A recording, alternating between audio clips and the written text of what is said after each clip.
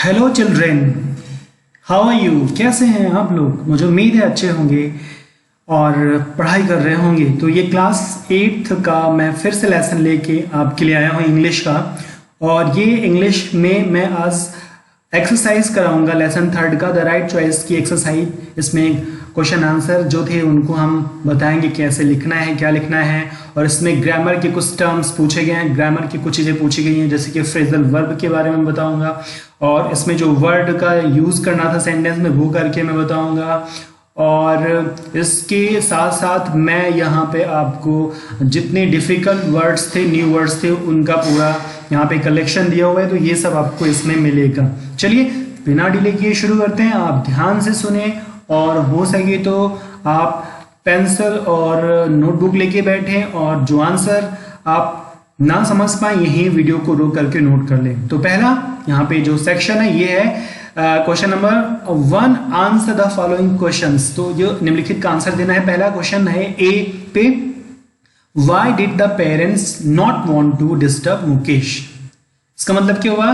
Parents Mukesh को disturb क्यों नहीं करना चाहते थे? Why did the parents not want to disturb Mukesh. तो क्या आंसर होगा? आपको कहानी याद है क्यों नहीं डिस्टर्ब करना चाहते थे?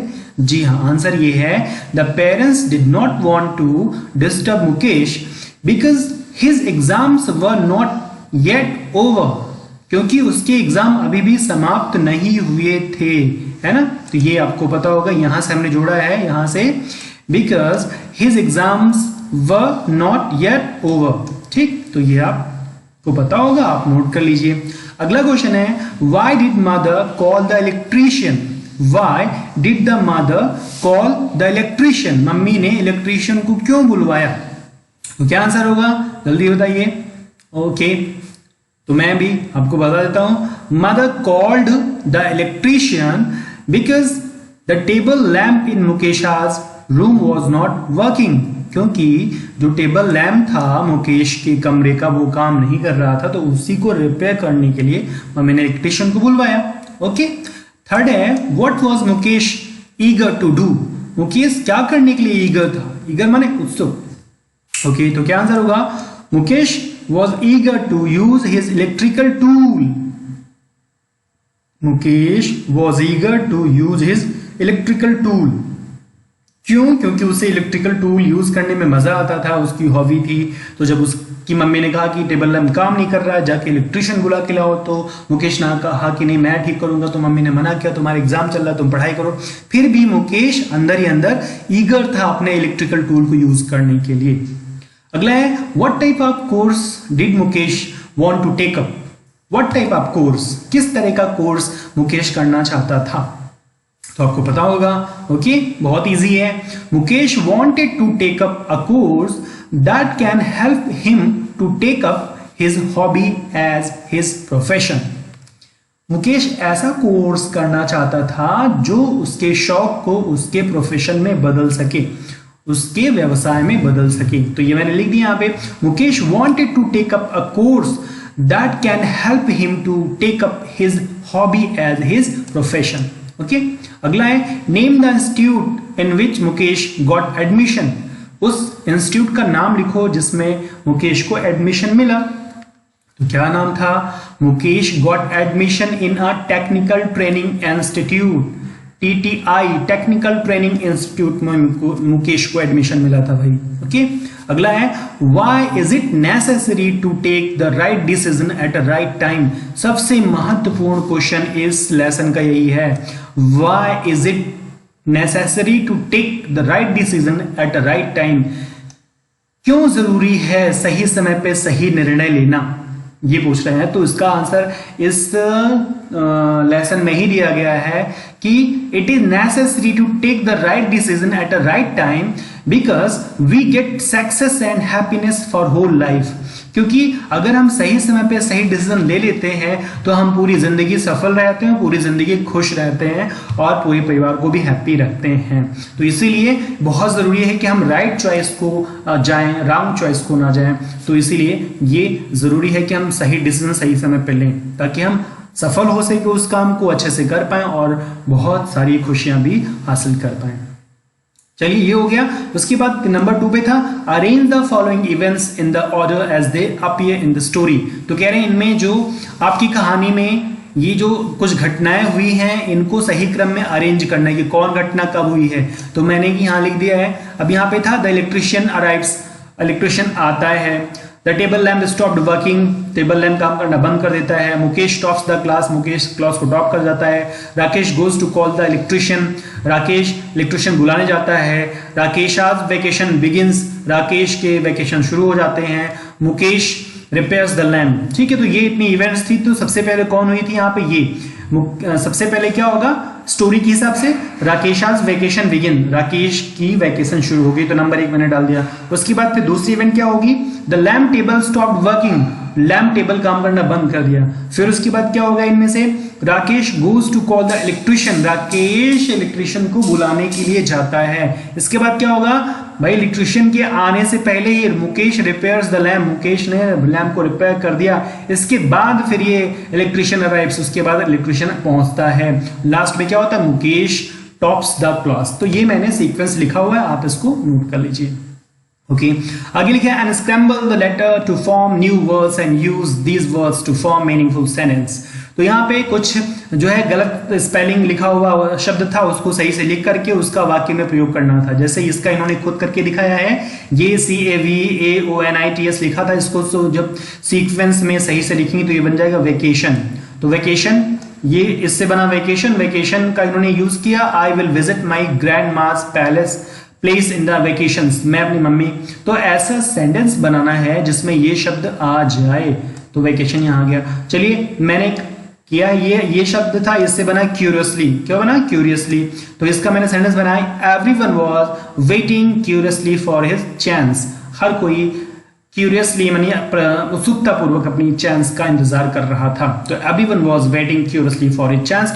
आप कुछ भी सेंटेंस बना सकते हो कि she was curiously looking towards his father, she was curiously looking towards her father, या Ram was curiously talking to the prime minister, anything, जो भी आपके दिमाग में है ऐसा सेंटेंस जिसमें ये शब्द आ जाए, मीनिंगफुल सेंटेंस होना चाहिए। ये था दूसरा। इसमें मैंने ये इसको बनाया तो बन गया स्टर्नली। स्टर्नली का मतलब होता है कठोर पूर्वक, दृढ़ता पूर्वक। तो मैंने सेंटेंस बनाया, she sternly denied to participate in the dance competition. तो she sternly denied to participate in the dance competition. तो ये हो गया यहाँ पे उसने दृढ़ता पूर्वक, कठोरता पूर्वक डांस कॉम्पिटिशन में पार्टिसिपेट करने से मना कर दिया। तो स्टर्नली मैंने यूज कर दिया। आप कुछ भी बना सकते हैं। ये था, इसको मैंने सही किया तो बन गया ईगर। ईगर मन उत्सुक। तो all students were eager to know their results, all students were eager to know their results, ये मैंने बना दिया। आप कुछ भी बना सकते हैं। जैसे कहानी में क्या था, ये था कि Mukesh was eager to use his electrical tool, वो अपने इलेक्ट्रिकल टूल को यूज करने के लिए ईगर था। तो ऐसे जो भी आप बना सके। लास्ट था, इसको सही किया मैंने तो ये बन गया प्रोफेशन। तो प्रोफेशन का सेंटेंस आपके स्टोरी में था, मैंने बना दिया teaching is a noble profession, पढ़ाना एक बहुत ही आदर्श प्रोफेशन माना जाता है। Teaching is a noble profession, तो मैंने ये बनाया। तो ऐसे ही जो भी आप इजी बना पाए बनाइए। अब लैंग्वेज प्रैक्टिस के लिए यहाँ फ्रेजल वर्ब के बारे में बताइए। फ्रेजल वर्ब है क्या? A phrasal verb is a verb combined with a verb and a preposition to give a new meaning। एक ऐसी verb जो कंबाइंड होती है प्रीपोजिशन से। अब आपको वर्ब पता होनी चाहिए। वर्ब क्या होती है? क्रिया, जिन चीज से, जिस शब्द से किसी काम का करना या होना पाया जाता है उसे हम वर्ब कहते हैं। जैसे लिखना, पढ़ना, उठना, खेलना, दौड़ना, रन, वॉक, सिंग, डांस, स्पीक, टेल, ये सब क्या होते हैं? वर्ब होते हैं। ठीक है।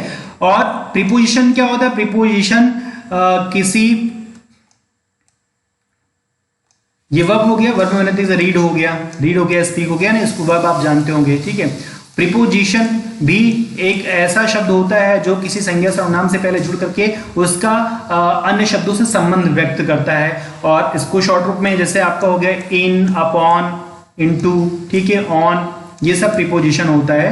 आप इसको पहले से जानते होंगे। एट हो गया। तो ये तो कह रहे हैं एक ऐसी वर्ब जो किससे कंबाइंड होती है? किसी प्रीपोजिशन से। यानी कि जैसे रीड के साथ हमने इन लगा दिया, रीड इन एक नई प्रीपोजिशन बन गई, रीड एट हो गया। तो मतलब ये ऐसे नहीं बन जाता, मतलब इसका एक पार्टिकुलर पैटर्न है जिसपे ये बनता है, तब ये मीनिंगफुल होता है। यानी कि जब सिर्फ रीड है तो ये सिर्फ वर्ब है, लेकिन रीड के साथ जब प्रीपोजिशन जुड़ जाएगी और वो एक नया मीनिंग बनाएगा, ये क्या कह रहा है कि गिव अ न्यू मीनिंग, और उसके लगने से जब वो एक नए अर्थ को बताने लगे तो वो होता है फ्रेजल वर्ब। अब यहां पे इन्होंने दिया हुआ है, जैसे यहां लिखा है कॉल्ड आउट, तो कॉल्ड, कॉल भाई एक प्रीपोजिशन होती है, लेकिन आउट जोड़ दिया तो कॉल्ड आउट बन गया। इसका मतलब क्या होता है, किसी को बुलाना, आस्क समबडी टू कम, किसी को आने के लिए बुलाना, ठीक है। अब यहाँ पे टेकअप, टेक माने लेना होता है, लेकिन अप माने ऊपर होता है, दोनों को जोड़ के बना दिया टेकअप। टेकअप का मतलब होगा फ्रेजल वर्ब के रूप में सीखना, यानी लर्न हो जाएगा।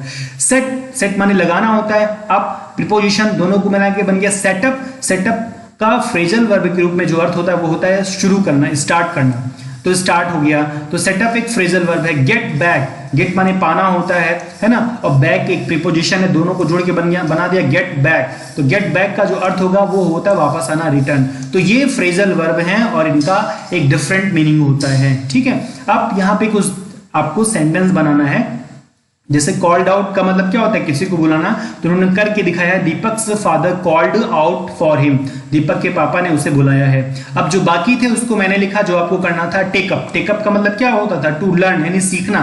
तो सेंटेंस मैंने बना दिया, माई ब्रदर विल टेकअप म्यूजिक, यानी कि मेरा भाई म्यूजिक टेकअप करेगा, म्यूजिक को लर्न करेगा। तो माई ब्रदर विल टेकअप म्यूजिक, ठीक है। तो टेकअप का मैंने यूज, कुछ भी आप कह सकते हैं, my brother will take up English grammar, my, या जो भी, राम विल टेकअप स्पोर्ट, कुछ भी कि राम स्पोर्ट सीखेगा, जो भी है। तो वहां पे टेकअप माने लर्न करने से तात्पर्य होगा। अगला है सेटअप, सेटअप माने शुरू करना। तो मैंने यहाँ लिखा her sister has setup online coaching classes, तो सेटअप माने शुरू करना, तो उसकी सिस्टर ने ऑनलाइन क्लासेस सेटअप किया, शुरू किया हुआ है। गेट बैक माने वापस आना, रिटर्न करना, तो Sonu has got back home on Monday from Delhi, तो सोनू वापस आया है, गॉट बैक वापस आया है ऑन मंडे फ्रॉम दिल्ली। तो इस तरह से आप इजीली सेंटेंस बना सकते हैं और फ्रेजल वर्ब को यूज कर सकते हैं। फ्रेजल वर्ब काफी इंटरेस्टिंग होती हैं क्योंकि ये एक नई मीनिंग बनाती हैं और हमारी सेंटेंस को, हमारे भाषा को काफी समृद्ध करती हैं, काफी बेहतरीन बनाती है। तो फ्रेजल वर्ब आने वाले और लेसन में मिलेंगे, वहां पे आप इनको याद करते चलेंगे। यहाँ फिलहाल 3-4 हैं जो आप याद करें, सेटअप हो गया, गेट बैक हो गया और टेकअप हो गया, है ना। तो ऐसे कॉल्ड आउट, ये 4 फ्रेजल वर्ब आपको बताइए। बाकी फिर यहाँ पे वैसे ही हमेशा की तरह डिफिकल्ट वर्ड्स हैं, आप इनको नोट कर लिए होंगे। लास्ट वीडियो में मैंने बताया था चॉइस, पसंद, एक्साइटेड, उत्साहित, वेकेशन छुट्टी होती है, बिगिन शुरू करना, चेयरफुली प्रसन्न होकर, एज सुन एज जैसे ही, प्रिपेयरिंग तैयार कर रहा, क्यूरियसली उत्सुकतापूर्वक, इलेक्ट्रिशियन जानते हैं आप, फिक्स माने ठीक करना, आर्ग्यू माने बहस करना, स्टर्नली माने कठोरतापूर्वक, ओवर हियरिंग माने बात संयोग से बात सुनकर, कॉन्सेंट्रेट माने ध्यान लगाना, अटमोस्ट माने अधिकतम, ब्रिलियंट माने बुद्धिमान, ट्रबल माने मुश्किल, एक्सपर्ट माने कुशल, अनाउंसमेंट माने घोषणा, हॉबी माने शौक, प्रोफेशन माने व्यवसाय या धंधा, चीरफुल माने प्रसन्न या खुश, इनॉग्रेशन माने उद्घाटन, सेरेमनी माने उत्सव और रिबन माने फीता। तो ये सब वर्ड मीनिंग मैंने लास्ट वीडियो में भी बताया था, यहाँ भी इनको याद कर लीजिए और इस पूरे एक्सरसाइज को अपनी नोटबुक में नोट कर डालिए। ऐसे ही मैं सारे लेसन कराता रहूंगा। अब वीडियो को अपने दोस्तों से शेयर जरूर करें, चैनल पे नया तो सब्सक्राइब करके जो बेल का आइकन उसको जरूर क्लिक करें ताकि जो वीडियो में डालूं आपको आसानी से मिल जाए। और कुछ बेहतरीन आप इंप्रूवमेंट चाहते हैं तो कमेंट करके जरूर हमें सजेशन दें, मैं उन पर विचार करूंगा और बेहतर वीडियो बनाने की कोशिश करूंगा। थैंक यू, जय हिंद।